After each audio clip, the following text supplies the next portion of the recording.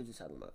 Sir, I don't keep your hands out of your pockets. Put the phone I down. haven't done a crime. Don't talk to me like Listen that. to me. I don't know you. Listen, You can put I that don't down. know you. You're the one with the gun. Get down on the ground now. Get down on the ground. I'm detaining you right now. That's fine. You're detaining me for what crime? Because you don't want to listen. That's not a crime. You don't Why am want to I in listen. handcuffs? I don't care. You're not my mom. Because I'm You're not my coming here dad. for a gun. That's fine. I don't have a gun. I haven't committed a crime. And when I told you to keep your hands out of your pockets, You're not you did it. I didn't commit a crime. You don't get to tell me what to do. Yes, I do. No, you don't. Now, when you arrived, you recall Mr. Gould was wearing a bathing suit and Crocs. When I arrived, I remember seeing, yes, a male wearing multicolored shorts. And just behind him, by where the stop curb was, I noticed... From that point on, you're still advancing towards him. Correct.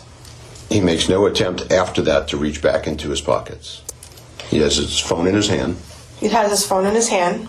Out to his side. Out to his side. He at that point was listening to my commands, but then once I had gotten him handcuffed, he's still verbally resisting because he immediately went to stand back up.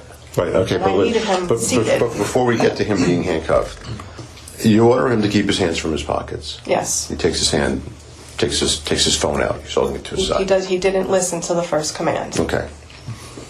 From that point to the time you drew your gun on. Mm-hmm.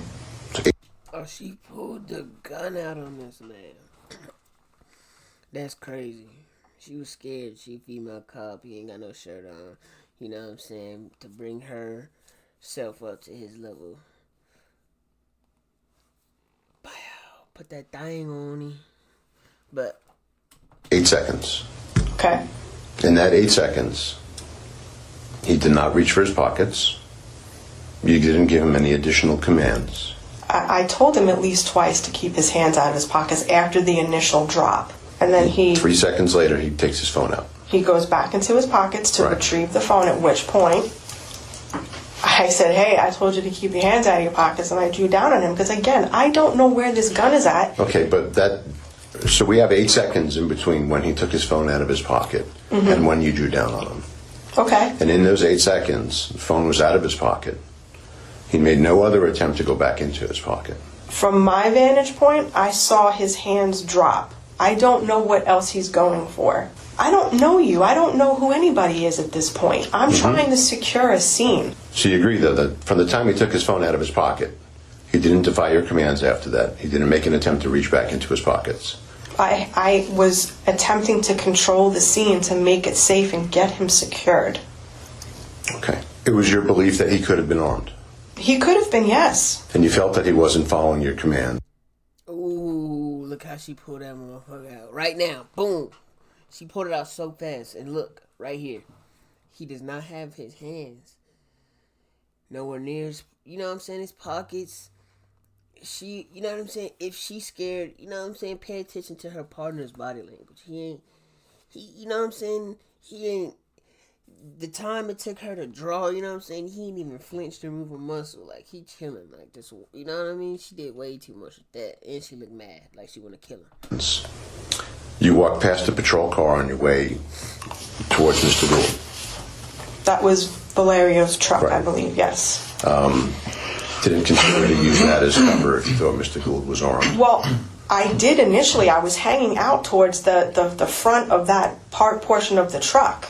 But throughout that initial 11 seconds or so interaction, you continue to walk towards him. You advance towards him the entire time. Right, because he's on the ground. I can see Right. where his hands are, and then I reholster. Not so when he's that on I the can- ground. Not when he's on the ground. From the time you get out of your car to the time you made physical contact with him and handcuffed him, you advanced towards him the entire time. Okay.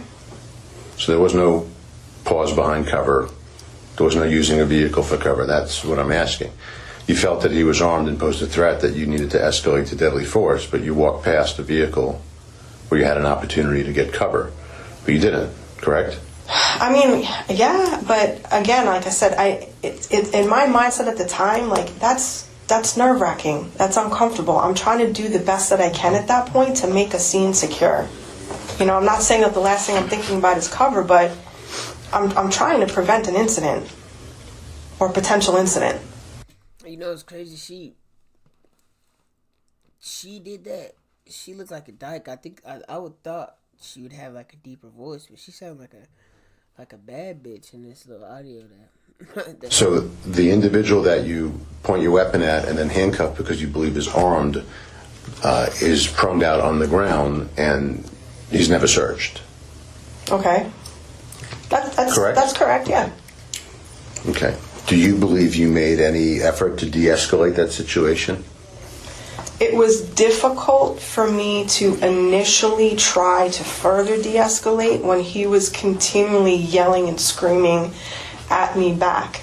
And I watched my video back over again and again and again because it was at this point I was not feeling well, I was not feeling right, I was experiencing 11 seconds of audio was removed here. Bethany is likely referring to her medical emergency that happened while she was on scene, which required her transportation to the hospital in an ambulance. Note that medical conditions can happen at any time, but in the IA report, Officer Strzelecki said that he and Bethany were joking around before the call, describing her as jovial and calm before arriving, and that she only became agitated from Ryan's verbal prodding. Sergeant Glass would later describe her as tight, like an overload of adrenaline was in her system, and that she seemed like it was beyond her control, and described her demeanor as clearly mad or angry. You know, I didn't do anything wrong. I just remember a few times, I don't have to listen to you. What am I under arrest for? And I initially explained that he was being detained. So who checked that item out? I don't even know or remember. Did you direct anybody to check that item out? I don't think I did. So that item was one of the things that you mentioned was of concern to you, that it was just potentially a safety issue for you and whoever else might be around there. And again, it's a safety issue because you don't know who this guy is and he could be armed, or you don't know what's in that item. So he's handcuffed, he's never searched, and nobody checks that item. He never made a second attempt. After he took the phone out, he never went back into his pockets. He never reached for his pockets. No, but he went back in to get the phone after the first time I told him not to do that. Right. So let's clarify that then. You gave him a warning not to put his hands in his pockets, which he took his phone out. I gave him a command to keep his hands out of his pockets because I saw them here, I saw them drop and go here. That is a verbal command, to which he did not listen to the first time. And So agree. I don't even like the fact that cops can command you to do anything, but He took his phone out of his pocket after you told him that. After that, he never made an attempt to go back into his pockets. When you drew your weapon on him and ordered him to the ground, he went to the ground. Correct. And he was handcuffed. So the basis for the arrest for 84302 was him reaching for his phone after you told him not to. I don't know what that was until it was produced. That's understood. I'm asking. But that's the basis for the arrest for 84302. Yes. Okay. Moving forward to the comments that we discussed, right? Mocking his toenails, calling him a punk, etc. Would you agree that that is not professional behavior? I would agree, yes. I'm not going to dispute that at all. Okay. Okay. Is there anything I failed to ask you that you would like to add to the statement? Could I? Absolutely, you can.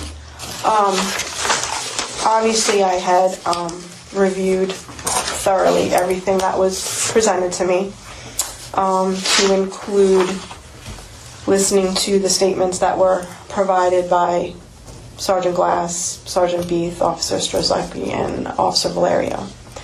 I had taken note in Sergeant Beath's statement that he had come to the hospital several hours after I had been there, and it was already...